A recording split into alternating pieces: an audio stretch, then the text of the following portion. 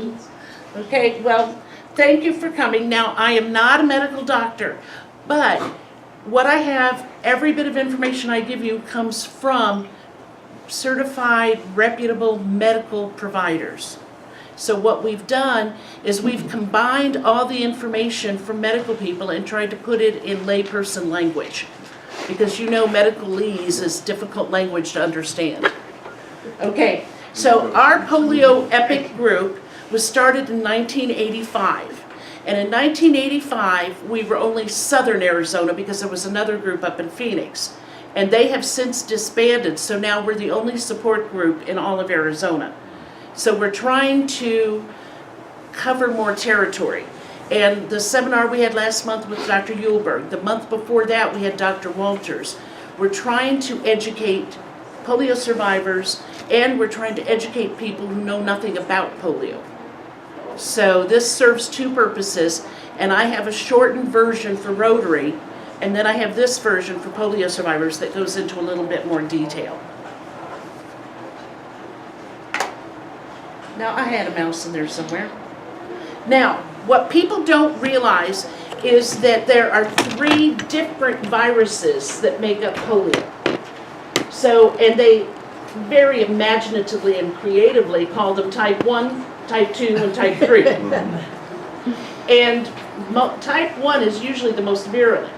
Now, a lot of old-time polio survivors said, oh, I didn't have bulbar, or I didn't have paralysis, because you know that you don't have to have paralysis to have had polio. And I'm like, no, those are symptoms that any one of those 3 can give you. The type of polio is the serotype, or the virus that attacked you. The paralysis, the bulbar, which is the breathing and respiratory, those are all symptoms. And any one of those 3 types can give you any one of those symptoms, okay? So, type 1 is the most virulent, and we have not had a type 2 in the world for several years, and knock on wood, because that means that Rotary, thank you, Mark, has really been working hard to vaccinate all the children in the world. That brings up a problem. Right now, here in the U.S., 22% of our children under age 15 are not vaccinated. And it takes at least 90 to 95% vaccination in order to have herd immunity. So it's not a question if polio is going to come back, it's when. So we need to work hard to make sure there's no more of us. We want it to stop with us, and it's not yet. And isn't there a new illness that it's attacking children that looks like polio? Yes. Now, that is what they call AFM, acute flaccid myelitis. And there's many, many different viruses that make the acute flaccid myelitis, and they call it polio-like because it's another enterovirus. Now, if you look down here, I say that poliovirus is a member of the enterovirus group. There's thousands of enteroviruses, thousands of them. Now, polio was such a problem, it has been a problem in the world since 3000 BC. So we had time to come up with the vaccinations. And we have not been able to do that because there haven't been enough cases of the polio-like virus. And we were talking about that, and everybody's talking about that. It is not polio, it's another virus that is in the same group of classification. Now, this is the polio timeline. I told you that they have found evidence of polio from back in 3000 BC. Now, many of you that are polio survivors, you know about the drop foot. That is the most common symptom of polio survivors. Their little foot just doesn't hold up. They have found ancient hieroglyphics and pictures in Egyptian tombs of people using canes with drop feet. So that's how long polio's been around. Now, the first vaccination ever in the history of the world was in 1752. So vaccinations are pretty safe if they've been around that many hundreds of years. Now, also you will see up here, if you can see my little cursor, In 1988, polio still exists in 125 countries.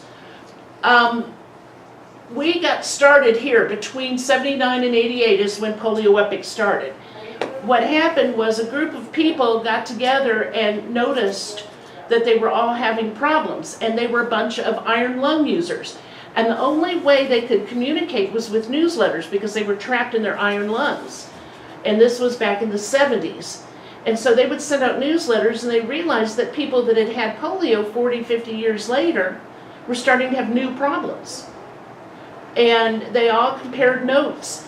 And in St. Louis, they started comparing all these letters together, and a lady named Jeannie put them all together and realized they were consistent across the board. All these newsletters from all these iron lung places all over the country were having the same problems.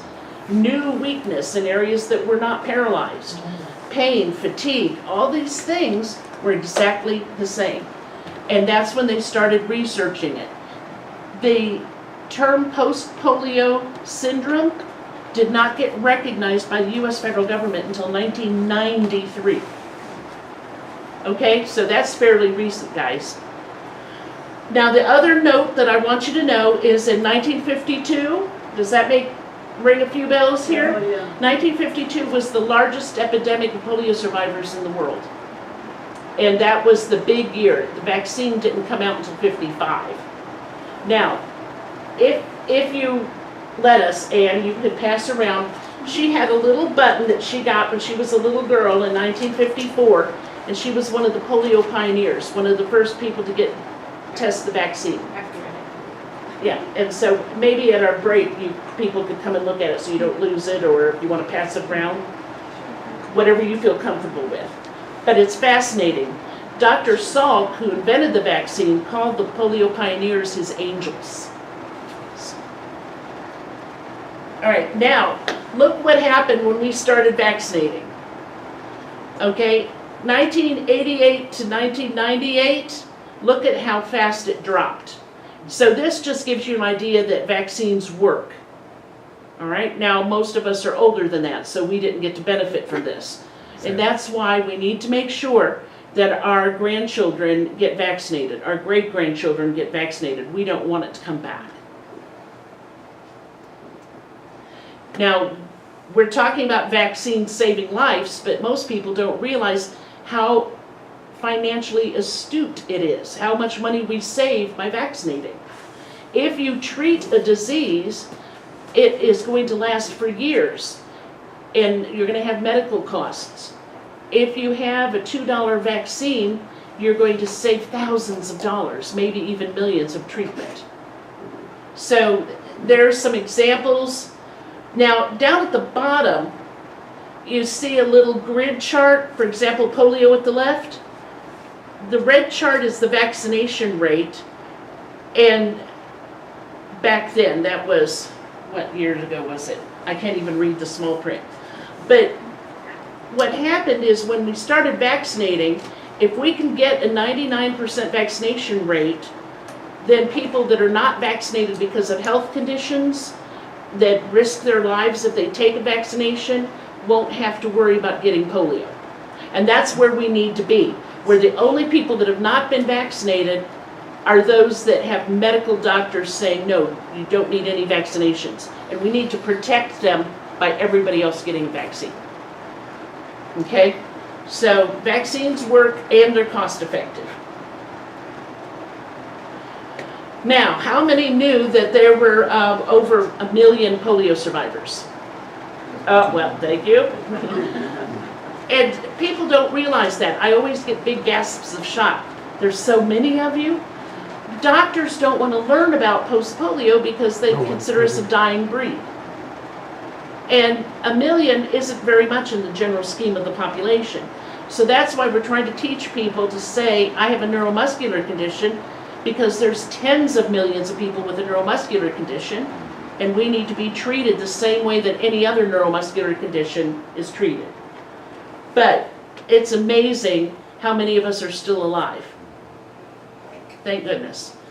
I don't want to consider the alternative. Now, here is a figure that is a very it's very controversial. 60 to 80% of people that survive polio 10 to 40 years later will get post-polio syndrome. And the statistics vary.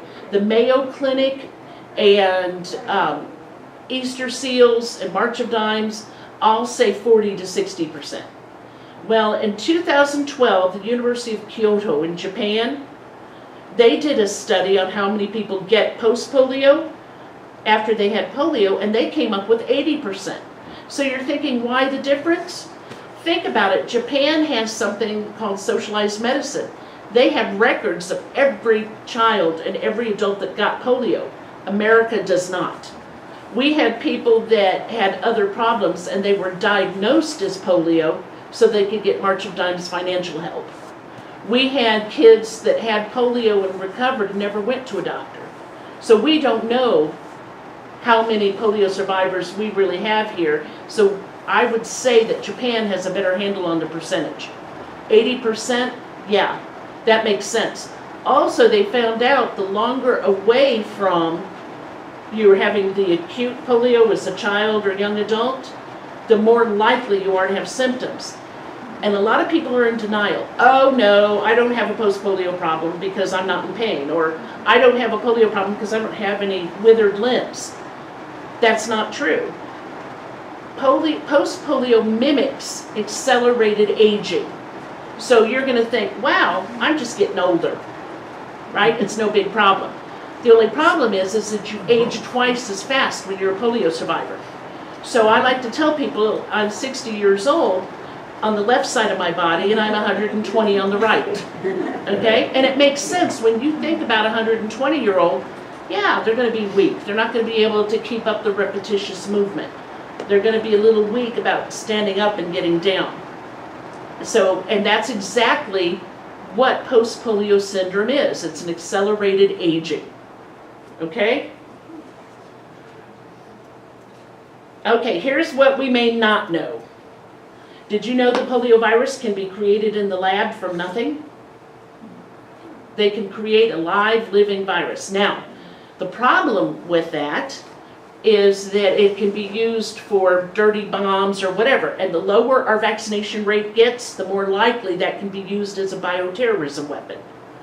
They stopped the laboratory that created the polio virus, and they said, we know that you're trying to combat polio. However, because of the anthrax scares, we're shutting down your research. And they did, they shut it down. It scared everybody. Now, the reason that you don't want to do that is, how many of you know what a glioblastoma is? Okay.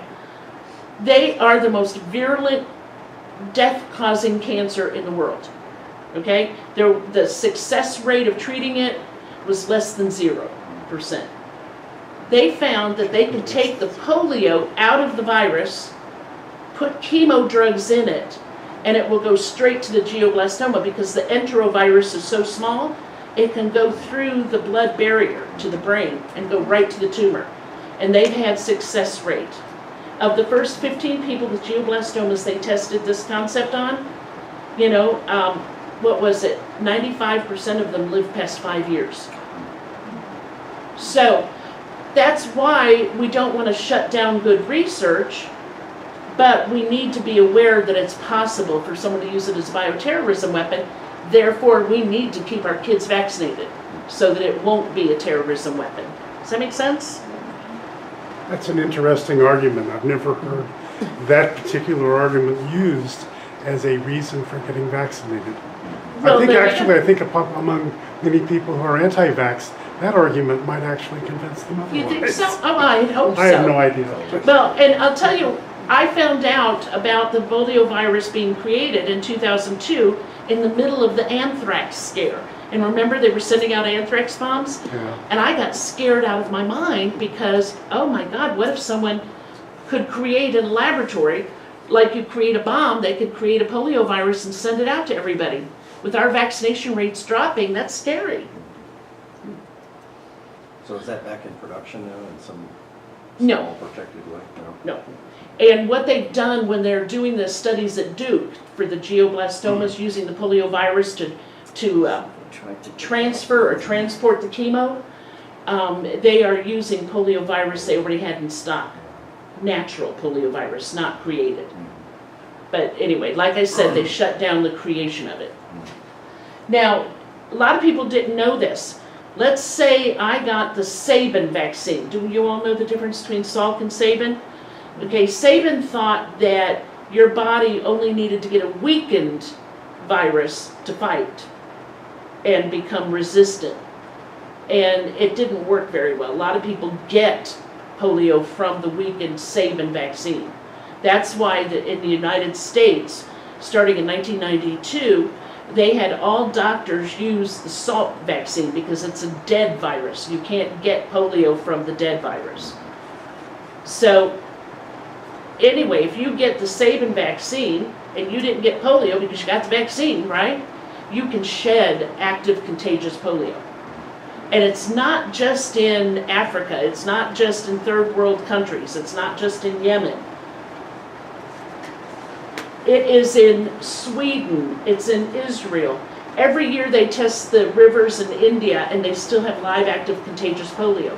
The last polio place in the United States was 2015 or 16. A 29-year-old man who never left the country went swimming and got polio because his parents never vaccinated him. So yeah, treated water will kill the polio virus, but untreated water, it lives in water. That's where FDR got polio, was from water. That's where I got it. Is it water? Pretty certain. Okay, how many of you got polio while you were near water? Okay, yeah, look, that's most everybody. People through that. Right. Now, people will say the polio virus is airborne, and it is not. It is waterborne, sneeze droplet borne, waste product borne. So that's why we have to be so careful. But if you can shed the virus, back in 2005, a European got the Sabin vaccine, and he came to visit and was a tourist in America. And he went to the Amish community in Minnesota, and 5 children came down with polio. And that's what they traced it to, was the tourist. Okay, now, what we don't know, how do you treat it, what do you do? You know, if you got polio, what's next? Not everyone had paralysis. You guys realize that, right? It takes over 45% loss of your motor neurons to have paralysis.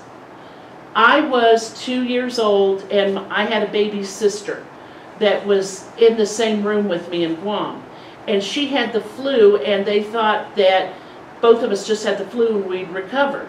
I got paralyzed, so they took me to the hospital. She didn't. Now, my sister has worse post-polio syndrome than I do. And nobody will believe that she had polio as a child. So she had to take an EMG test, and they found evidence of her having had polio. But no one knew it because she wasn't paralyzed. Right. And we don't know how many people are in that space because most people did not have any of this. Right. And here's the other thing. We don't know how it affected our body, because if I was paralyzed on the right side, that means that I had damage on the motor neurons on my right side of my body. Maybe I also had damage that wasn't as much as 44% on my left side. You know, so I have, yeah. All I will say is that when I was tested for post-polio, when they were coming up with the diagnosis, they did, a nerve induction test. And they said, oh, you thought your right side was, wasn't damaged. They said it was. Yes, shows it was. signs of having been damaged neurologically. Now, did you notice when Dr. Waters was here? Dr. Waters worked as a physiatrist in town until she retired recently. And she said, I had a polio survivor that we couldn't figure out where her problems were. So I had her take an EMG test just so I could see where the worst damage was. And we found damage in places we didn't expect, because it was less than 44% at the acute virus time. And we've been working it just as hard, if not harder, to compensate for the areas with remaining weakness. And if you use it too hard in post-polio, you lose it. You need to conserve what you have to preserve what you have. So people going into scooters and braces and wheelchairs later on are doing their bodies a favor. They're trying to save what you have left. And that is a good thing. Even if I can walk, I need to use this, because that way I will be able to walk longer, okay? I'll be able to transfer. And you do not realize how important it is to have something left, a little bit, so that you can transfer to go to the bathroom, so that you can get in and out of bed, right? I mean, how awful is it if you push it so hard you have nothing left and you're paralyzed again, just like you were when you were a kid. And you got nothing left to cover up the loss this time. Pain. Pain is the number one symptom. Now, not everyone has pain, but most people do. But what people don't realize, pain is a secondary condition. The pain is caused by something else that are common in post-polio syndrome. All right, and we'll get into that later on, so you'll see what I'm talking about. People don't realize that fatigue and brain fog are secondary symptoms. They're not caused by the post-polio syndrome, but they're caused by things that the post-polio syndrome has. So your brain fatigue isn't caused by post-polio, it's caused by your motor neurons dying off. And the motor neurons dying off is what is a symptom of post-polio, not the brain fatigue. That's why they call it a secondary condition. Now, when I talk about fatigue, I'm not talking about being tired and catching a nap. I'm talking about the type of fatigue where your shoes are too heavy to lift your foot up. I'm talking about the type of fatigue where you could sit up and be talking and just can't stay awake. I'm talking about the type of fatigue where you can't remember words. I know that person's name. I know he was, that one in the blue, yeah, right? Okay. How many of you play any word games like Scrabble, whatever, okay? Those are going to help you, because what they do is they keep the synapses firing. I had a very bad concussion on top of post-polio syndrome, and they later found out I had a brain tumor. And the doctor, the neurologist said, get yourself to word games. Do on the computer, do the Scrabble and the crosswords. That's associated with old age too, though. Right, exactly. Exactly. Like I said, accelerated aging. How many of these are aging problems? All of them. Yeah, all of them. But we go through them quicker. We get to them quicker as polio survivors. Oh, skeletal abnormalities. How many of you polio survivors have a little twist to your spine, or your one leg shorter than the other? The human body is a marvelous thing. It will always try to center the head, no matter how twisted your spine is. And that causes a lot of problems. You spend 50, 60 years walking with one leg shorter than the other. Pretty soon your pelvis thinks that's normal to be twisted. I have a 30-degree twist in my spine, so the bottom part of my body faces right, and the top part of my body faces left, to the tune of 30 degrees. So scoliosis, is that? Yeah, well, it was caused by the polio. It twisted the spine. And, what's so funny is that when they tried to fix it, it made it worse. Because my body said, I'm not going there. I figured out how to do this. I figured out how to help you walk. All on my own. I didn't need the doctor giving you orthotics or braces. And when I did try to get them later in life, they hurt like the dickens. It was not worth it. Okay, here is a typical person. We're going to show how post-polio works. Okay, so we're going to have this little person born, this little generic person. Now down at the bottom, you see white is no known weakness. Yellow, green, blue, and dark blue. Dark blue is total paralysis. And remember that line down there, paralysis does not occur until more than 44% of damage to your motor neurons. Okay, so let's say they get polio at age 5, and you can see that both of his legs are paralyzed, okay? I think they must have used my late husband for this diagram, because that's exactly what happened to him at age 5. He lost the use of both legs, and he was on crutches most of his life. And his spine looked like an S-curve, and he had 30 surgeries to try to give him a straight spine. Okay, but, so he's age 5, he's a little boy, to him, everybody else can walk and run and he can't, and he doesn't know why. So by the time he gets to be 6 to 13 years old, they're doing whatever they can to help him. So they do some tendon transplants to pull the feet up for the drop foot.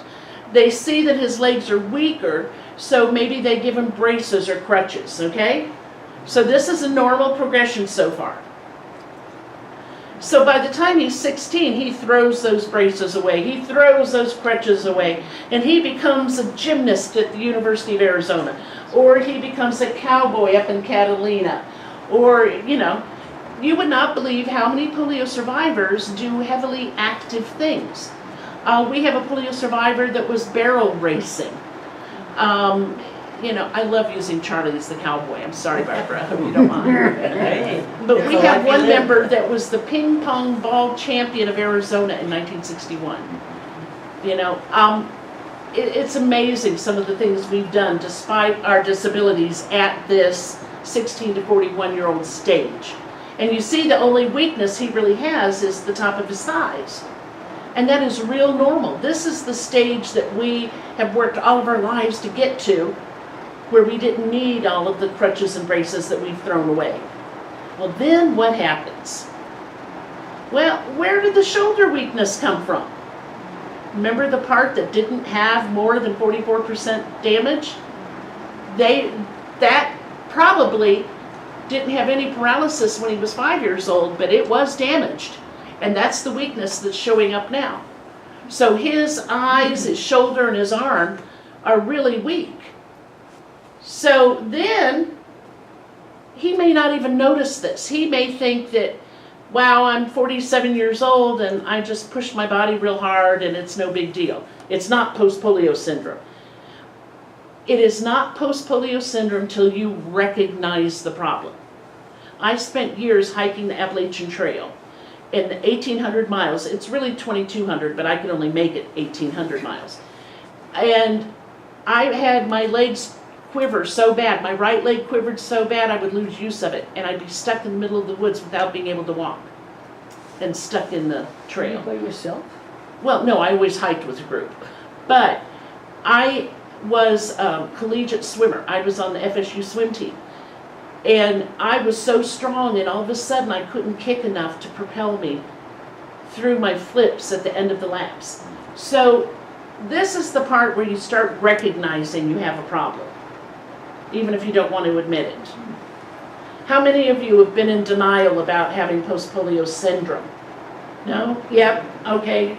Oh, I saw that, Roy. Okay, so now here is that same person, and now he has to use a cane. Now the other shoulder is starting to show up as weak too. He didn't stop. He didn't use his braces and crutches that he threw away when he was 16. And now he has to use a cane. And now look at his foot, and his legs have come back for weakness. If he continues to push himself and doesn't use the cane or the wheelchair, he'll be paralyzed again. Only this time there's nothing left to cover the orphaned muscles. The motor neurons are gone and there's nothing else to branch off of it. Okay, does everybody understand that? Any questions about that? This is almost exactly what you could trace me almost exactly like this. Mm-hmm. And what happens is that when I got to sort of that last box that you're seeing, it was around that time in my mid-40s that I realized something was, wasn't bad. But I didn't have a handicap sticker. Right. Did all this other stuff, and then finally I thought, oh, I should have done all this 3 years ago. Right. So I went at least Yeah. 3 years, When- not maybe in denial so much as, oh, I can carry on. Yeah, I can handle this. I can manage. Yeah, that's like when I couldn't lift a glass or a fork with my arm without twitching and falling. I had to learn how to eat left-handed, even though I'm a right-handed person. And I was like, I'll be fine, it'll be okay, it'll get better. Well, of course it's not going to get better. You'll move to Europe. Yeah. Oh dear. People eat with their left hand. What was it you wanted to ask her? I just wanted to say, Micki, that not only is this fascinating, and I have been here many years, but you are doing an amazing job with this presentation, and I Yes. sincerely mean that. Okay, I think everyone thank you. else feels Now, the that same. means a lot because Carla used to train the trainers or teach the teachers. And she is really, really good. If you need to talk to her about how to get your point across or how to work with a group of people, she's the lady. And she is also part of the, can you imagine having post-polio syndrome, having this kind of weakness, and you're standing up and you're teaching and you're riding horses and herding cattle and you're doing gymnastics and you're hiking the mountains? That's common for polio survivors everywhere. It's not a mystery to us. We push hard. And there's a psychological theory that we had to push so hard to learn how to walk again that we don't know anything else.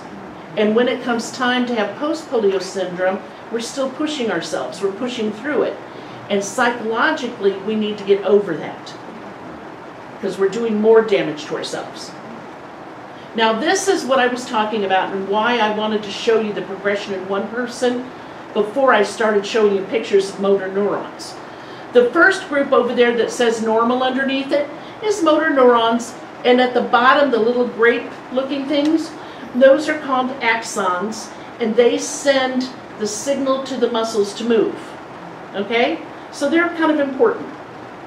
The top part with the little circle, that's called the nucleus, and the brain sends the signal to the nucleus, and the nucleus says, aye, Captain, let's engage. And it sends the message to the axons that say, okay, muscle, the captain told me you need to move, so we're going to move this arm, we're going to move this leg, whatever. Now, when you get acute polio, which means while you have the fever, when polio does the damage, you can see the one in the middle, how it's sort of shriveled up. It dies. So what's going to happen to the muscles that that one was in charge of? You know, that's like losing your sentry guard at one door to the bank. You know, oh my God. So then you go through a recovery process. The human body will always try to do the best it can with what it has. And so you see how the little grapes extended, little branches? Okay, they're doing twice the work. They're smaller and they're larger, spreading out, trying to cover those orphaned muscles that lost their signal. Okay, so what you're doing, instead of having a guard at each door of the bank, now you've only got one guard covering two doors. All right, does that make sense? Is that a good? I know they call me the allegory queen, but yeah, if it works. Okay, then in post-polio syndrome, you see that they kept pushing. They kept trying to live a normal life, do the normal things, like hiking Mount Everest, like Dr. Halstead did. And you lose those weaker branches because they were smaller and weaker. And I like to tell, men really like this one, I like to tell people it is like a house's electrical system. You're running your entire living room off of an extension cord. How long is that going to be before it blows? Yeah. You like that, Roy? Yeah. Now this is a normal, I love these pictures. They came from St. Louis, Post Polio Health International. You see the white nucleus, and you see the branches, and the little axons that go into the muscle, the red striated part. Maybe that's a shoulder muscle, okay? And so you have all of the motor neurons that tell the muscle to move, okay? That's normal. You see that little dot up at the right top? That's the polio virus. And it's tiny, and it does a lot of damage. So the polio infection goes into the nucleus of the motor neuron. And the motor neuron is used to transmitting signals. So it sends a signal. And what signal does it send out to the branches? It kills the branches. So you can see the one that's shaded out, grayed out, that's a dying, dead motor neuron. And that muscle, to where it's attached to, now has no signal going to it. Okay, and if 44% of those branches are killed, you have paralysis. So now you just don't have any movement because over 44% were killed by the polio virus. So there's no signal going there. what do you call that, a communications blackout? Failure. A failure to communicate. Yeah. Okay, so what polio recovery does is it sprouts that little tiny branch, and it said, oh, I need coverage over here, so it sprouts a branch to go there and pick up the loss. But you see, it's smaller and weaker. Okay, so the muscle can still move, but if you keep pushing it and keep pushing it, you're going to blow that extension cord. And then that's going to happen in post-polio syndrome. And that's why people originally thought it was a reactivation of the virus, and it wasn't. It was a killing of what you had left and what was branched out for you. So now you don't have something to branch off of anymore, because that one already branched. That damage has been done. And so if you push too hard and you lose those little branches, you blow that extension cord, you got nothing else. That's it. You're paralyzed again. Now this is the part of the brain, and this, or a subsection of it. And I don't want to go into details and pronounce all those big words, but suffice it to say that as far back as 1949, they found out that all polio survivors get lesions in the brain. And where the lesions most often happened was in something called the reticular activating system. And the reticular activating system does several things. It keeps you awake and alert. Remember we talked about fatigue? Remember we talked about word loss? You couldn't remember words? That's where the damage caused by polio causes a secondary effect of fatigue and damage. So it's damage to the brain from the lesions that polio caused. Yes, Marty? They found that lesion, that mark on my brain. when Right. they did it.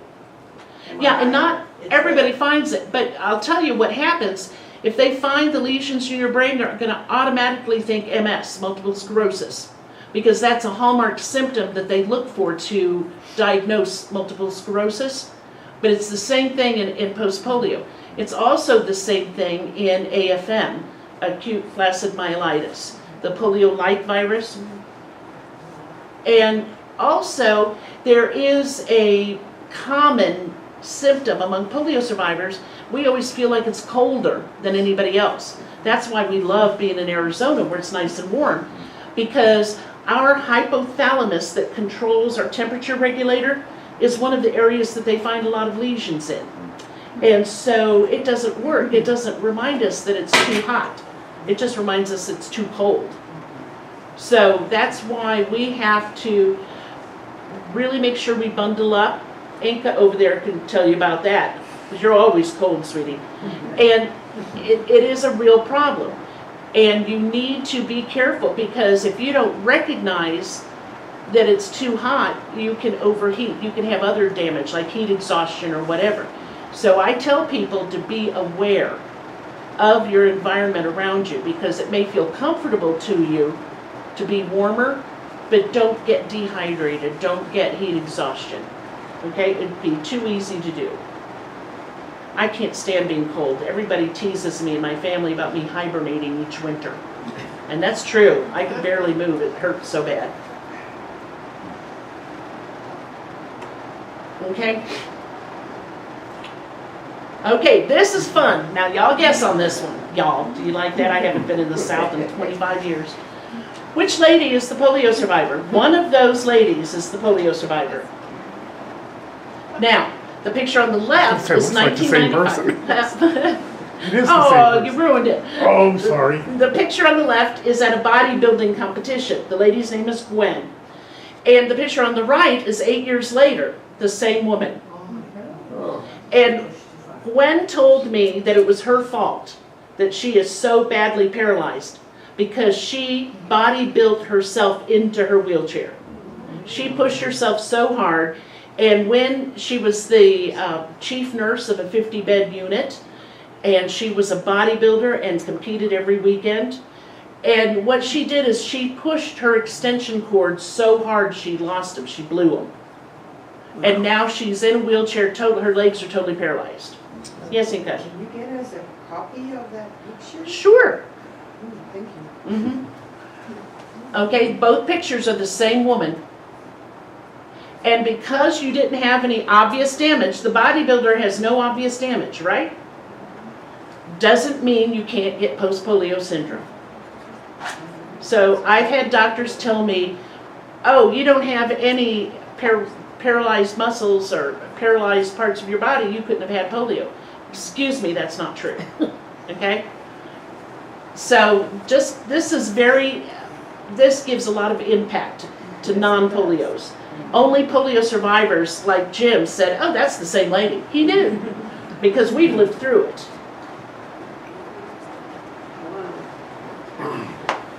Okay, post-polio is an overuse and abuse syndrome. It is not a reactivation of the virus. It is not a new virus. It is not bacteria. It is, we overused our damaged motor neurons and muscles. Simple. Gwen put herself in that wheelchair by doing her bodybuilding. Okay? I put myself in this by continuing to walk the trail even though I knew I had a problem.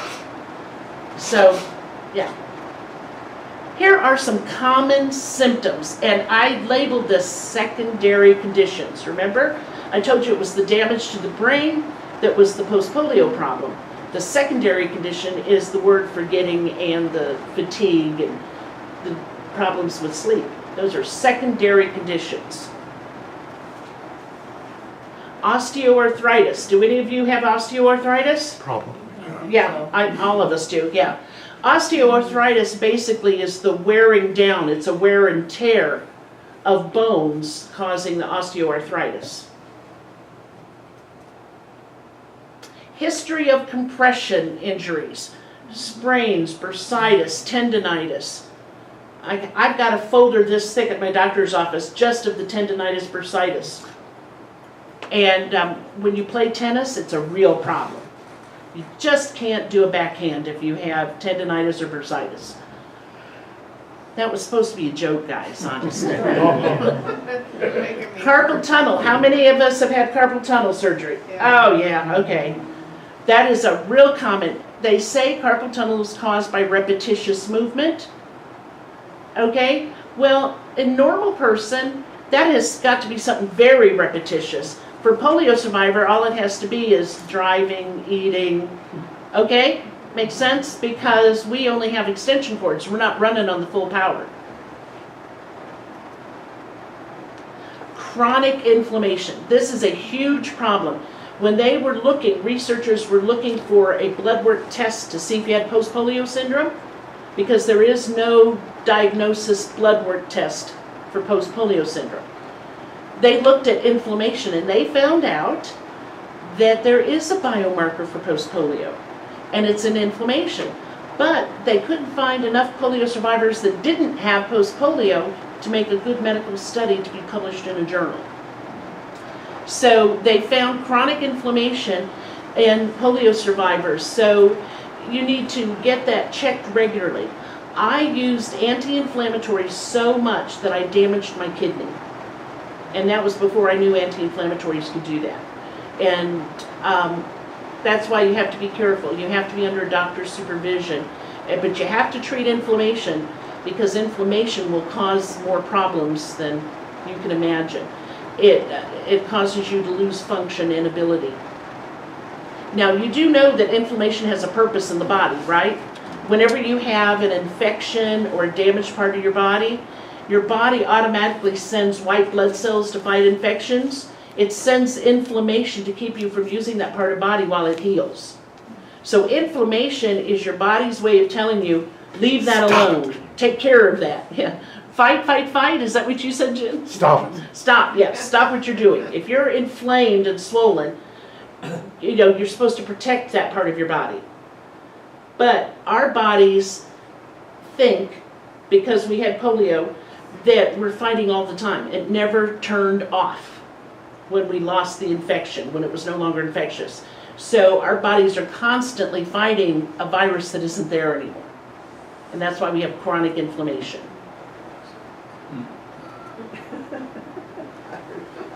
Pardon? Okay. Don't let it interrupt. Temperature regulation problems. Remember the lesions in the brain? Yeah. around the hypothalamus, which is the temperature controller regulator of our body. Well, if you had a lesion and destroyed that hypothalamus, hey, we're not going to know that it's not 20 degrees colder than it really is, or warmer. Chronic depression. Now, I have a problem with chronic depression. Yes, it is a common symptom of a polio survivor, but is it a common symptom of the disease itself, or adjusting to the loss of our body use, our body function? Is it having our body betray us and cause us sadness? We can't do the things we used to do. We can't take care of the other family members like we're used to doing. It's a real toss-up as to where the chronic depression comes from, but does it really matter if everyone has it that has survived polio? So we need to get it treated. We need to not be afraid to go to a therapist or psychologist and get help for that. It's important to deal with it mentally and emotionally, because our bodies are not doing what everybody else's bodies do. So depression is a real common symptom. This is part of our psychological problem, which is why we have so much inflammation and why we have depression. Overachievers. Ever heard of type A personalities? We're it. Yep, everybody raise your hand, because I know everybody here is a type A personality. No? Oh, Linda, you are too. No. I have seen you where you pushed through, had trouble walking, and you still did it. You still showed up, you're still active at church. Yeah, she lies. She may be more relaxed, and she may know A better. relaxed overachiever, huh? But it's true. Carla, how many years did you work when you really shouldn't have? Well, I worked almost 30 years in a position that was extremely demanding, and probably when the doctor said, okay, it's time for you to go, I must have spent, I tried working a little bit part-time for a year, Yeah, and then I left. And then I just went into full-fledged volunteer work. It yeah, took a while. Started new things. Yeah, it took a while. yeah. I worked for about 5-6 years after my doctor said, you know, you're not supposed to be working. And I'm like, really? And he goes, yeah, how often do you stand during the day? And I went, most of the day, I teach. So, yeah. And we push ourselves. Like I said, we had the cowboy over here herding cattle. We had the barrel racer. We had the ping pong champion. Examples of polio survivors that are overachievers. Has anybody heard of Wilma Rudolph? After polio, when she had post-polio syndrome, she won the 1960 Olympics in the sprint. Okay? How many people have ever seen Alan Alda? Okay, Alan Alda pushed himself so hard that he was still doing cartwheels and acting and directing all at the same time. Okay? It's amazing when you go through and find these people like that. Jack Nicklaus, a polio survivor, do you know he's still playing golf? I mean, not professionally anymore, but he still goes out there to raise funds for vaccinations and Rotary. And I'm like, how can anyone with that much post-polio do it? And he does. And he said that it really hurt his feelings to have to use a cart. Yeah, he played in the par 3, the Masters. They have a par 3 tournament to begin the thing, and he was saying, you know, this is the long, and it's 9 holes, and it's like not even 2,000 yards. And he said, this is the most I've walked in years, Yeah. because he had to walk it. Well, and Joni Mitchell said that she had to stop singing because of post-polio syndrome. She couldn't handle it. It stopped her from her famous career. Now, 68% of polio survivors have sleep apnea. Now, I will tell you that we have to be careful. We don't have sleep apnea like most people do. We have carbon dioxide retention. So if they put a CPAP on you to keep you from snoring and to stop breathing, which is good, they push air, room air in. They don't need oxygen. We do not need oxygen long term. Nobody, please don't go on it. But what happens is that pushing of the air in by the CPAP is too hard for us to breathe out, and we can't get rid of our carbon dioxide because it takes muscle strength to push that air out against that incoming blowing air. So you need something called a BiPAP or an AVAP, and what it does is it'll push air in, and then it will stop and let you breathe out normally. Now what happens is when we're on a machine, a ventilator that just pushes air in all the time, we retain CO2 because we can't get it out, and our muscles get weak, and we lose concentration and focus, and our oxygen saturation goes down. So doctors ring alarm bells and run panic through the hospital and put oxygen on that person. Well, what happens, our body says, oh, relief. I don't have to use those muscles because the oxygen's coming in. And then you can never go off of it. You're stuck on it forever and ever, amen. And I don't know how many of you remember Nana Westbrook. Yeah, they put her on oxygen and she tried to get off of it and never could. Now, if you have trauma or an accident or surgery, yes, you're going to be on oxygen.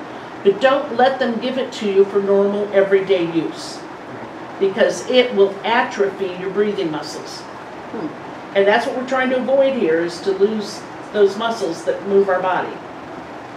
Micki, what's the other kind of sleep disorders? Does that mean you can't sleep? No, it means that you have trouble falling asleep when you want to, and that you fall asleep when you're sitting up or driving.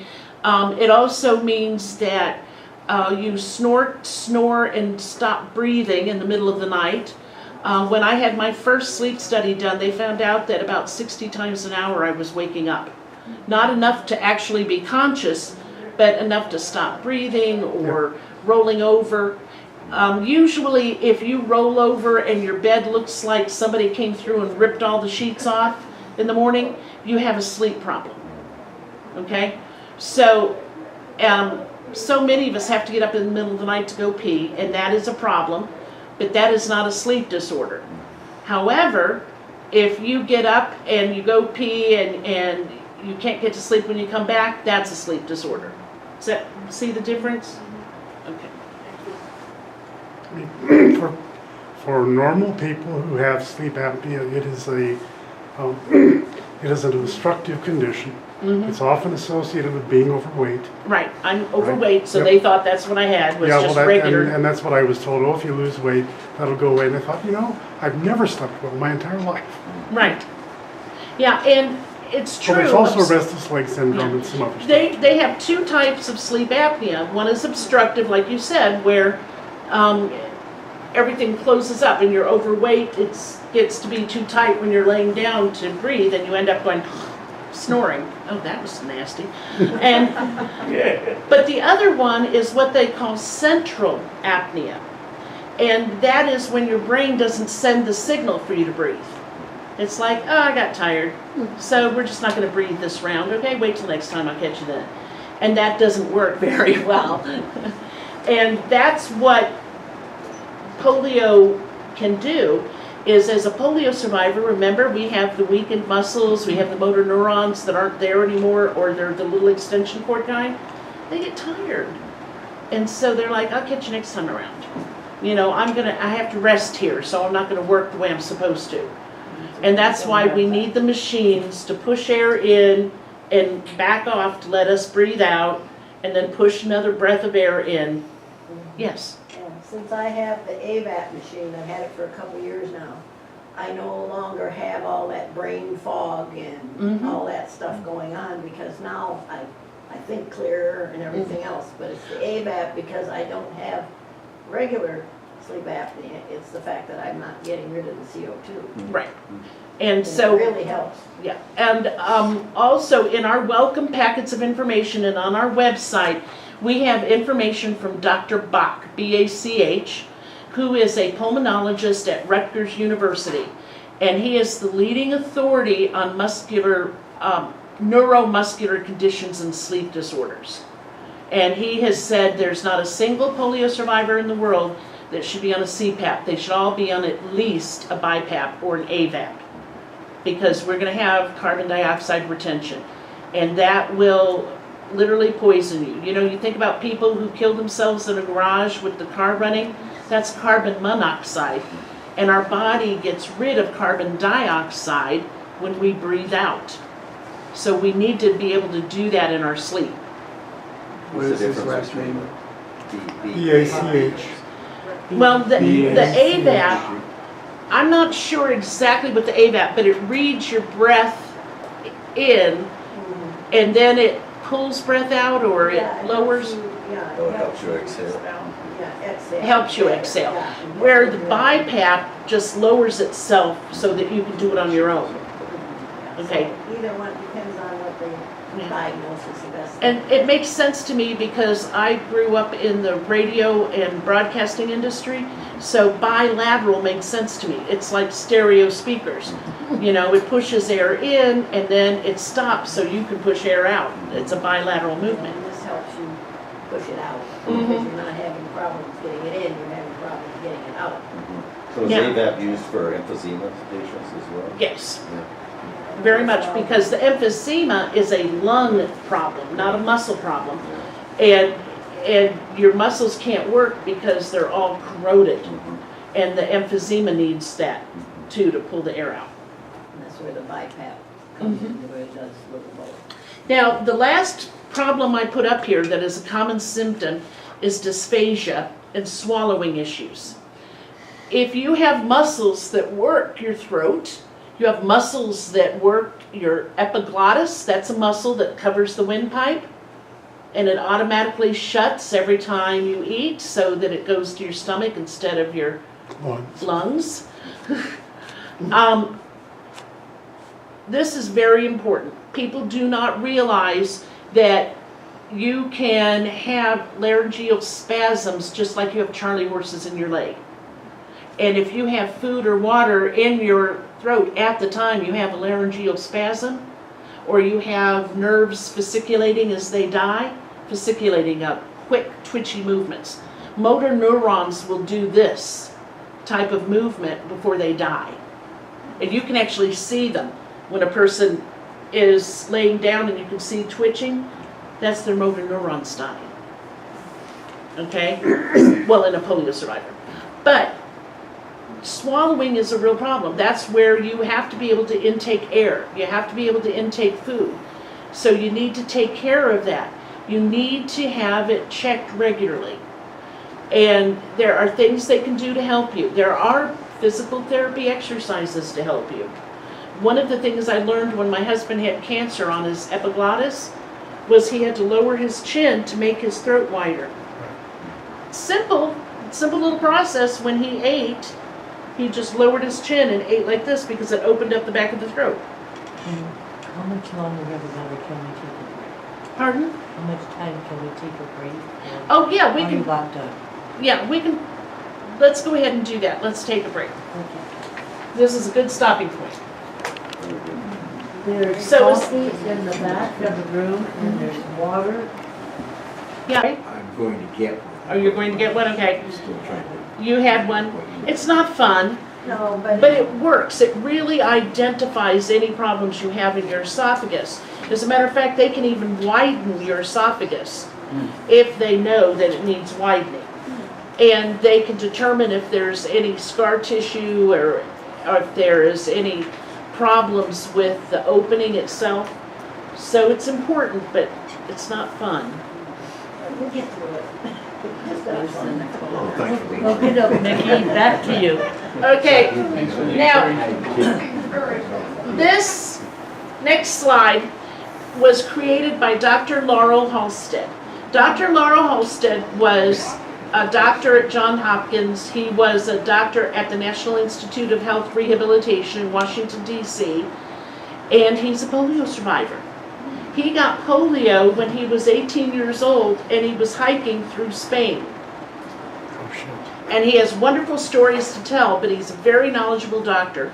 And he was the one who wrote the book on the late effects of polio. And we have that book in our library if anybody wants it. Dr. Halstead spent his entire career working with post-polio. And people did not realize it. Before 1993, it was all guesswork and supposition. And he used to walk all the time. That was his favorite thing to do. And he probably walked himself into his wheelchair, like Gwen bodybuilt herself into a wheelchair. But what that shows is that the numbers on the side are the number of blocks that he used to walk every day. And down at the bottom is through the years. So he started keeping track in 1975, and by the time 2002 came up, he couldn't even walk one block. Okay?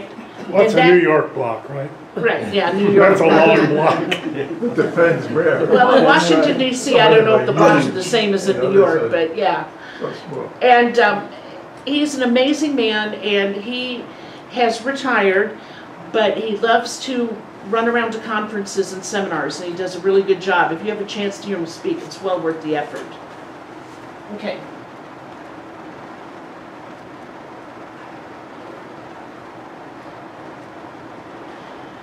Is there any treatment? Is there a plan? Is there a cure? No. No. Just simple, no. No.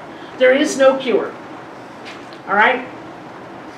You have to treat the problems, the secondary effects.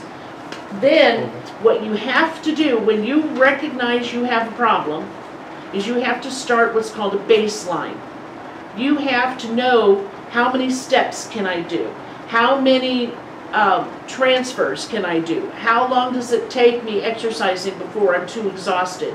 So that you can see as you degress, as you get worse, you will know when you need to ease up. I used to be able to do 10 steps. Now I can only do 2. So now I avoid all steps I can, because I know I progressed to that part of function where I no longer have that functional ability. So that's why you need to start a baseline. A lot of people will go and get an EMG test. Have any of you had an EMG test? The only thing an EMG test will do is tell you whether or not you had polio in the past. It doesn't do anything else, okay? But it does show that you have progressing weakness, and it can show that.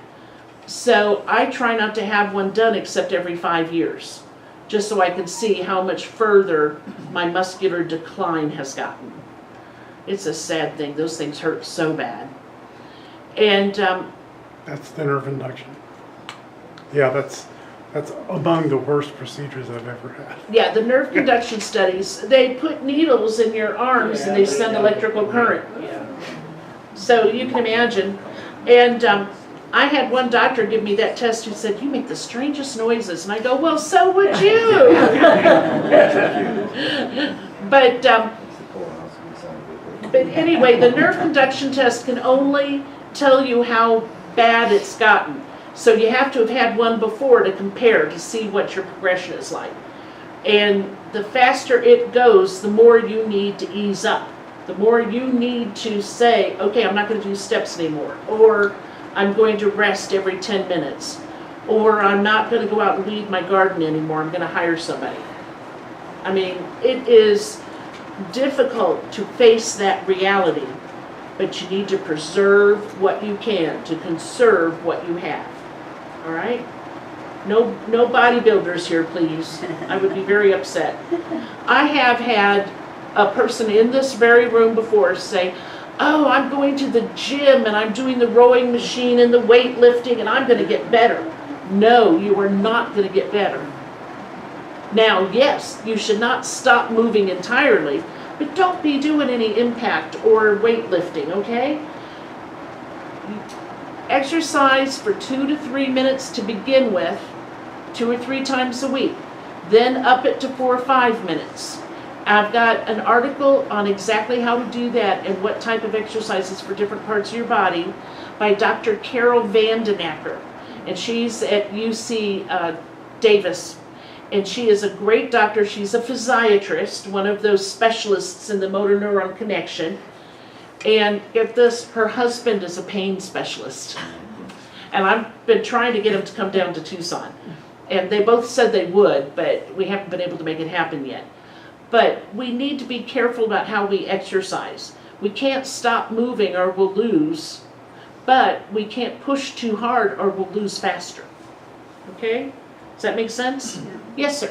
Micki, suppose we're talking about just the leg that has been affected by it. Is Okay. upper body exercise also to have only 2 to 3 minutes, Yes. no matter what part of the body? Do you remember the part of the pictures where I had the man who had weakness show up in the shoulder out of the clear blue? That's the exact type of thing that addressed. You may have had upper body damage, but it was less than 44%, so you never knew it. Now, I have a friend in England who likes to say that polio and post-polio is like putting a can of paint in front of the fan. You don't know where it's going to splatter and go. And some of the spots you may see and some you may not. I gather people like that analogy. Here I am, analogy queen again. But you don't know. That's like I found out that the right side of my body was what was paralyzed when I was a child with polio. But I have all sorts of problems with this left shoulder. And I'm like, I've been babying it, honest. It's the only one I have left. I've been trying to keep it good. And it hasn't been. It's been getting weaker and weaker.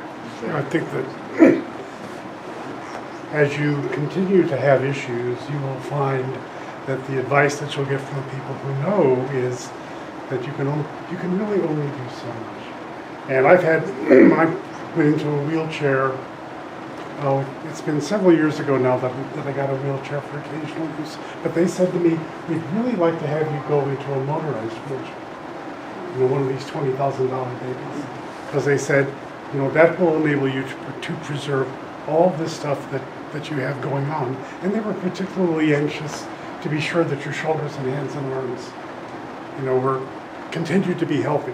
So that's where most people live, their shoulders, hands, arms. Fortunately, you know, I didn't have any polio in my shoulders or arms, but my shoulders and arms, from all the years of walking in crutches and braces and all this stuff, I get bursitis all the time. Yeah, and it's, Or tendonitis or something. yeah, all Something those, hurts. yeah, all those compression injuries. Yeah. Okay, but here's the other thing. You need to make sure that any new symptoms, something that is kind of out of the blue, I'm going to use myself as an example of bad, okay? In 2006, I started having problems with my wrists. It felt like carpal tunnel, and I'd already had both operated on. And I started asking people, well, can you get it again? Oh, it must be just my post-polio problem, so I'll just stop using my wrist so much. And I started having a lot of muscle aches, and I started having problems with my vision. It would be wavy and in and out. And I thought, just post-polio, nothing I can do about it, right? I never got it checked out, and I never got it checked out. Come to find out it was a brain tumor. And if I had not gotten a concussion and they found the brain tumor, I wouldn't have known. This goes to the fact that diagnosing post-polio is a diagnosis of exclusion. They think of all the things that you could have that would cause what's going on, and if you don't have any of them, it's post-polio. So what this also means, to your point, Right. is if you've got something going on, have it checked out. It might be post-polio, but it might Might not be. Exactly. Because, And I mean, we are susceptible to everything that a normal person gets and more. yep, we could still have cardiac problems. We could still have Alzheimer's. We could still have high blood pressure. All of those things, we're just like anybody else. Post-polio doesn't protect us or make it worse. Okay, it makes it worse, but it doesn't make us more likely to have any of those other things, more or less likely. But what happens is because you're a polio survivor, it takes longer to heal. It takes longer to recover. It takes longer for you to deal with the issues of it. It takes longer for medicines to take effect in your body. It just takes longer. Okay? I also recommend that every polio survivor go through a pharmacy review of all their drugs. Did you know that a drug you've been taking for 25, 30 years changes as you get older? And it doesn't work the same in a 60-year-old as it does in a 20-year-old? And that's a standard list called BEERS, B-E-E-R-S. And every pharmacist knows about the BEERS list. And they're supposed to review senior citizens and what drugs they're taking, because there are alternatives that work better for you to do the same thing. Okay? Didn't know that? Okay, it's time to have the pharmacist back again. But it's really important that you get every new symptom checked out, because like Jim said, you could have all the same stuff anybody else our ages can have. Now, pain management, like I said, it's the number one problem and symptom with surviving post-polio. However, opioids are not the only choice. And with today's restrictions and with the addiction problems, that puts us in a bad spot. We can't always get the opioids we need, and it's a real problem. Now, when I went to a pain management specialist, I got a list of things to alleviate my pain. And I have to start at number 1 and then go to number 2 if that doesn't work, and then number 3. So number 1 for me is rest. Okay, stop. If your back hurts, sit for a moment, rest it. Okay. And then if that doesn't work, then I elevate and add heat, like a heating pad. Now, multiple sclerosis adds ice. Post-polio adds heat. Okay? By the way, there's a problem with our temperature regulation, and we can get burned as much from ice as we can the sun and heat lamps because of our temperature regulation problem. Then the next thing on my list is to get into my hot tub spa. And running the jets of warm water against my back or my legs helps. Okay, I mean, but that's why you go to a pain specialist, is to learn what steps to take. And the very bottom thing on my pain management list is take my Percocets. I've been taking Percocets since 1982.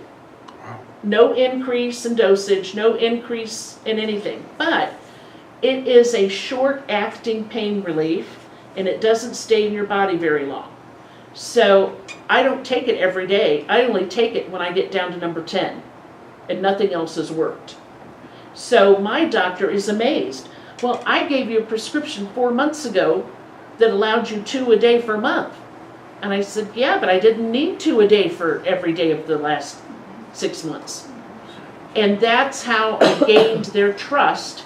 And now I can get opioids anytime I want from my doctor. But they require nowadays that you go to a pain management specialist to get the contract. And I had to sign a contract that I couldn't get pain meds from anybody else. Now here's a problem. I was in Tallahassee, Florida, and I fell down and broke my shoulder, my knee, and my foot. Oh my God. And knocked myself unconscious. And I was in Tallahassee, Florida. I wasn't in Tucson. And the ER doctor wanted to give me Dilaudid. Whew, that was some big time stuff. And I said, I can't take it because of my contract with my doctor. And I'll just take my Percocet. And he said, ma'am, that Percocet's not going to work because it's only 5 milligrams with 325 of acetaminophen. You're going to need something stronger. And so I had to have him call my doctor's office and get permission to give me Dilaudid.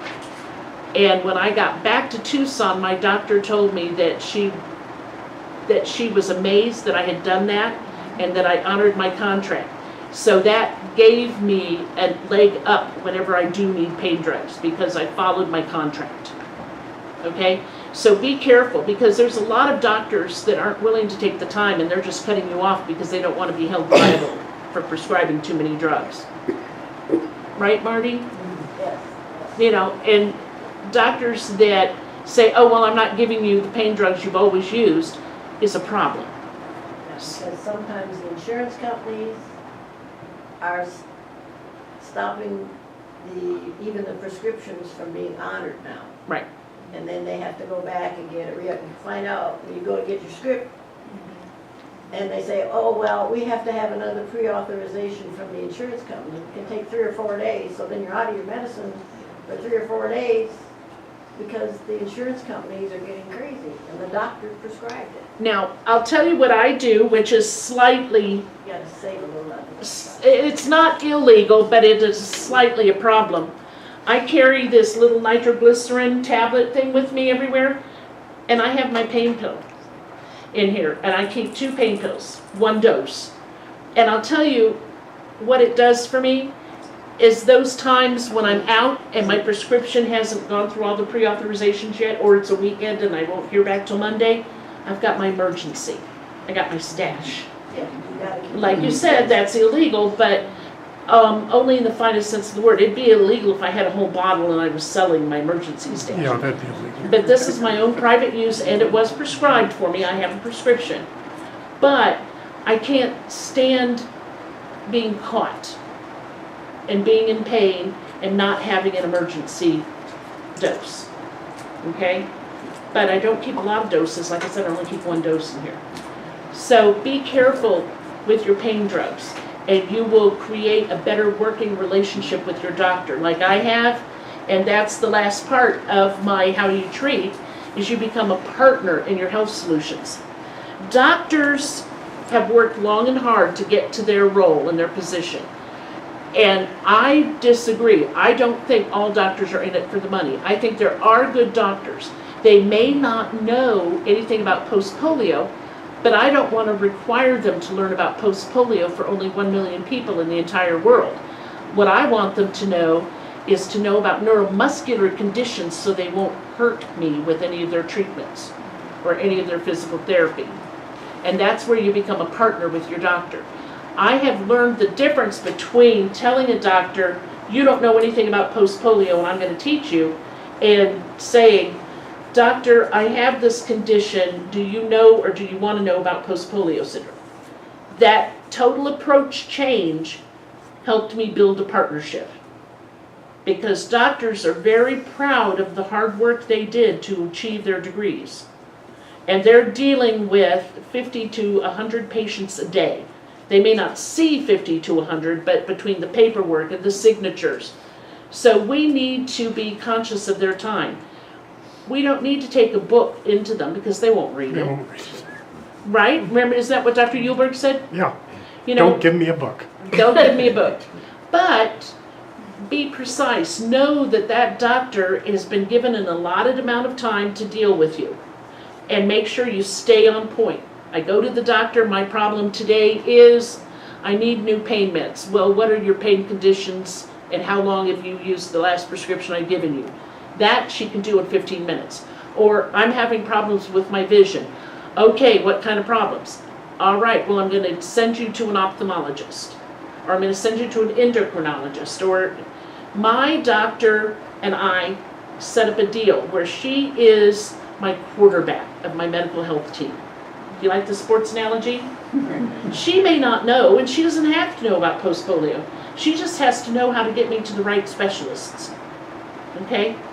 And she has to know how to manage my medications. I get medications from my endocrinologist, from my nephrologist, you know, from my orthopedic guy, and she has to know that I'm getting those from everybody. So she is like the spoke of the wheel. Is that a better analogy? Hub. Hub, thank you. Spoke, not hub, not spoke. But you got to develop that partnership, and that only comes from time and trust and understanding. And it has to come from our part as much as theirs. And I hate to say this, but it's true. We've become our own worst problem. There is a reputation to polio survivors in the medical community. They think of us as complaining, overreaching, and trying to tell them what to do as medical doctors. And we created that problem. But it's well known that polio survivors will come in with books and briefcases full of papers and say, this is what I got and this is what I want you to do, and doctors don't respond well to that. That's what you did. Would you? Would you, if someone came into your home and said, That's what you did. you know, you're supposed to have this decoration in this way? Yes, Wayne. I've had the same doctor for over 20 years, so I got to train. Don't do it. Well, I like your Dr. Morano.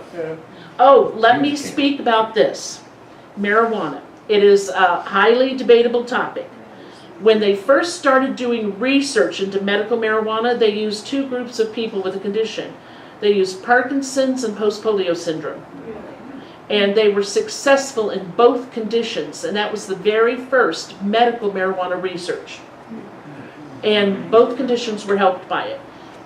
I found that the polio survivors that use medical marijuana because it's legal in this state with your card and with a doctor recommendation, have been helped. And it's not so much pain as it stops spasms. And we all get those spasms and those motor neuron fasciculations. And I've also found that people sleep better with less twitching and restless leg syndrome. So don't dismiss it as wanting to get higher stoned, because these days most of the dispensaries don't have marijuana that will get you high. It's been bred down to just have the healing effects. Yes, Linda. What's I just CBD? found in a smoke shop, they call it CBD hemp. Right, It has zero CBD. CBD. Right. You can smoke it or make cookies with it, doesn't get you high. Right, and a lot of people, now we had a doctor come here that runs a medical marijuana clinic. Go ahead. I was going to say that I read recently that Walgreens is going to start selling CBD products. Right. Yes. Really? And it's the active ingredient. No, it's not the active ingredient. No, it's THC CBD. is the, yeah. Yeah, it's not the THC, which causes the buzz. Yeah, and high. THC is what gets you high. But CBD oil, I gotta tell you, I use it because I have a lot of problems with my knees. Remember I told you I took that fall and I broke my knee? My knee had already been broken 3 times before, so I knew it was broken, right? I mean, that happens. And I use the CBD oil and I rub it into my knee and it reduces the inflammation. And the other prescriptions that doctors like to give me is something called Voltaren, which causes internal bleeding if you use it too much. So I can use the CBD oil without internal bleeding. So it's up to you. Politically, people may not like to use marijuana, and I understand that, but don't dismiss the fact that it has good healing properties and that it's been found to help. Okay, does that make sense? Mhm. And we're in a state where it's perfectly legal to use it for medical purposes if it's doctor prescribed. Now CBD, is that non-prescription? Yeah, that's non-prescription. Prescription. So, but be careful, don't listen to the internet promises of, wild times and, The problem is, given the nature of marijuana, medical or otherwise, right, is that it's not regulated. Mhm. Regulated. Yes, it's not There's regulated. nothing that says, okay, this has 20 milligrams of CBD. How do you know that? Right, and how can you test, And verify, how- or trust? You go to a reputable dispensary. But of course, what they're finding in California is that the black market has not gone away because it's cheaper. Right, So what is spray? Quantities vary. I don't know Yeah, that it's, and that's also true. Popping up, you'll see ones, there's a little store just popped up on Albernon and Pima, CBD store. Yep, I just saw that. And you buy it online, but you never know what you're getting. right, There's some questions to its effectiveness also. right. And that's why I recommend Dr. Moroso. Moroso, yeah, she's good. And, Yes. Is that person on Yes. Speedway near Fort Ave? Yeah, Okay, I've seen that sign and was doing call there. yeah, and she deals with it, and she knows what types are good for sleep, what types are good for activity, what types are better for pain, and she's really done her work in her detailed research, and she was a medical doctor before she started the marijuana clinic. So I really enjoyed her.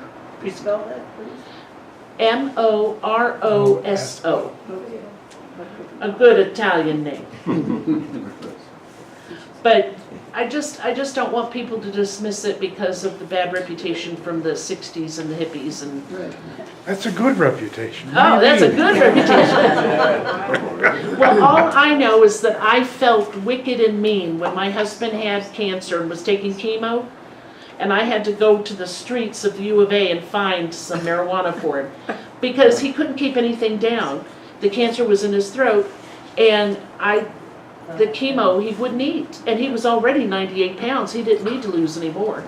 I know, can you believe it? And I felt very bad.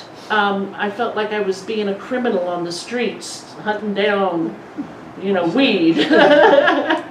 But, so, I understand the hesitancy, but don't overlook something that may help you. What is the future of polio? We need to eradicate it before we can do anything else. Now, there is a group of polio survivors, a PSA group of Rotary, that has a goal of helping polio survivors and setting up clinics. However, they can't do anything until they get rid of polio first, and it just is really difficult to get rid of it, to eradicate it.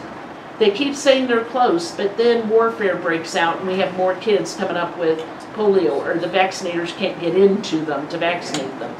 It's a real problem, and Mark here is with Rotary, so he can tell you it's a real problem.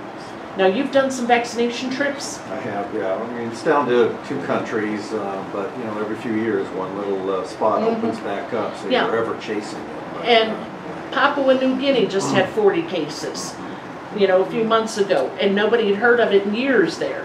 So you're right, I mean, it still lives in the water, it's still out there, but only if we have a good coverage on our vaccination are we going to be able to eradicate it. Okay, now that is the end of, yes, I have a question, and it may not relate to anybody, so if it doesn't, then I won't, nobody needs to answer.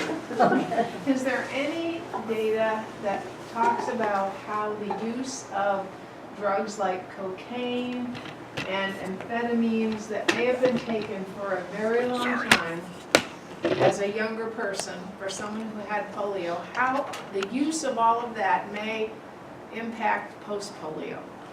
no, there have been no studies. There has been many anecdotal stories about it, but there is problems associated with it. They just haven't identified them and clearly laid them out. The biggest problems they've been finding anecdotally is that a lot of the motor neurons are already burned. They don't get their signals as well because they were burned by extended cocaine use, as an example. Also, they found that the receptors, the pain receptors, are damaged, so you can't find any pain relief because you already damaged them by heroin, as an example. Yeah. So that's a real problem. Now, the psychological problem with alcohol is that it destroyed not motor neurons, it destroyed brain cells. So you don't have as much left to compensate for the weaknesses of post-polio. And that was a real problem for me. I drank a lot. I mean, a lot. When I was traveling around the world installing computer systems, I would take 5 uppers every day to work, and then I would take 5 and 6 drinks every night to sleep. And it was a vicious struggle. But what happened was that I was more susceptible to pain and could find less relief unless I got drunk. Right. I don't think I knew any of that. I mean, I got sober in 89, so I've got just about 30 years sobriety. And during that younger time period was the use of all kinds of drugs, sort of the description you just gave. To be up, to go to work and have a job that no one knew any of this went on. When I went into treatment in 89, people at work said, treatment for what? Right. I mean, no one. So I thought about my problems with post-polio and the pain that I experience now in my entire body. Mm-hmm. And I've wondered about all Right. of that And previous history. I've heard many stories saying the same thing, that the body was so abused by other chemicals like alcohol, heroin, cocaine, that the body has not recovered from that, and it makes it worse when you start hitting post-polio syndrome the 10 to 40 years later. I told you that my kidney was damaged by anti-inflammatories. I used to self-medicate when I drank all the alcohol because it gave me some pain relief. And that's what people that are addicted to drugs quite often are doing, are self-medicating for problems. And that's why I had to set up a relationship with my pain management doctor, because I had to stop self-medicating, even if it's just taking vitamins or miracle cures I read about on the internet, or alcohol, having cocktails every night so I could sleep. All of that is self-medicating. You know, if you read about the keto diet and you go to it because it makes you feel better, You know, is that psychological or is that medical? It's definitely self-medicating. I mean, something as simple as that could be self-medicating. So if you do go to a doctor for medical marijuana, what Dr. Moroso in particular will spell out, here's the chart that you should take, you should list how often you do it, you should list Right. the result, you need to find your levels. So, you know, I mean, it's unlike a lot of other things where they kind of know what the various steps are. It is very personal and individual as to how much you may need to achieve the effect that you want to achieve. Exactly. And that's why you need a good, reputable practitioner, Yeah. provider to work with you, because it is so personal and everybody's levels are different. Now, myself as a heavy drinker in the past, I'm going to need higher levels of whatever I need now, because I already previously damaged my body with my overuse. So it's tough. Now, did anybody have any questions about anything I presented that you're not quite sure about? And Inka, what I'm going to do is I'm going to mail you the pictures of Gwen, the wheelchair. Yeah. Not a Yes. question, but just a comment with regard to eradication. People should know, I mean, Rotary, Bill Gates Foundation, many others, no one's letting the foot off the accelerator at all. I mean, the dollars that are being committed and the armies right now are bigger than ever, and the same force is being put out there. It's frustrating in those few countries where things pop up and there is war and there's lack of access. But boy, wherever that's focused on, they're taking care of that. So, because that is it. You just can't you can't let off that at all, or we're right back undoing what you all experience. So right now, I know Bill Gates is matching every single dollar, sometimes 2x on every Rotary dollar. And there are Jack Nicklaus, others are very public figures, are putting I mean, hundreds of millions of dollars to it, and that's a great thing. Yeah. Absolutely. Yes, John. When you were talking about the effect, I'm just beginning to learn the different effects. But one of the effects I was not aware of was the effect that the polio virus has on the brain. And I have a doctor who knows a little bit about polio and was willing to learn more. But he explained that a lot of my aging symptoms that are normal because I'm aging, like rotator cuff and torn rotator cuff and carpal tunnel and bursitis and arthritis and bone spurs and all that stuff, he says would be discomforting and annoying if I had not had the polio virus. But because I had the polio virus, my brain is getting the signals in a different way and causing severe pain. Did I understand that correctly? Yes, absolutely. The reticular activating system that I talked about was only about alertness and function, but some of the other parts of the brain that were damaged by the polio, yes, they cause us to perceive differently than a person who had not had polio. That's exactly what he said. You know, that's like the temperature regulation problem is not part of the reticular activating, that's another area of the brain, but we perceive cold and heat differently than a person who had not had polio. We perceive pain differently because, think about it, our body has lost those connections to the muscles, okay, and if they're gone, the body's like, oh, what happened? You know, that extension cord's going to blow, and it's a lot more pain than someone who had not had polio and had the full signals going back and forth properly. They weren't short-circuited. Is that a good analogy? Yeah. Does that make sense? Is there any good stem cell research going on with Yes. promise? The stem cell research has been in the area of reinnervation, which they said could never be done, and now it can be done. It's not done for polio or post-polio specifically, so it will never help us.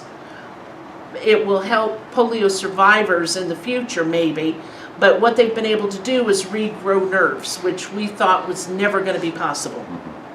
Now, they did a study a few years ago where a man with Parkinson's that had no use of his right arm at all, they inserted stem cells and he was able to regain use of his arm. So it is possible, they are working on it. Yes, Inka? I have a friend who had early onset severe Parkinson's, and he was in utero when his mother contracted polio. Mm-hmm. What do you know about the? Well, you know, you can, if you get polio as a mother carrying a child, your blood supply and system is feeding that fetus inside your body, so it makes perfect sense. The polio virus is so small that it is not filtered or screened out like many other large viruses are. So yeah, that makes perfect sense, but the embryo or the growing fetus is not any more likely than anybody else that wasn't vaccinated. We don't give vaccinations to children until they're a certain age. What is it, 9 months old or something? Around then, yeah. So just like any other child that had not been vaccinated yet, they're susceptible to get it. And if the mother carrying the child got it, the virus is so small it easily gets to the fetus. Okay, if it can get inside the brain, it can get into the fetus. And that is sad, because that really will be a problem. And that's the reason we want the vaccination rates to be so high, to protect those people that medically can't take vaccinations and those children that are too young to get vaccinations. The age group we're targeting is 6 months to 5 years, so if you're out there and hearing people and kids and talking about, I'm doing it, I don't want to do it, boy, you could really encourage, please, in that time frame. That's the most critical time frame. It looks like our time is up. Are there any other questions? Excellent. Thank you. You guys. So much for a wonderful Nice to meet you. presentation.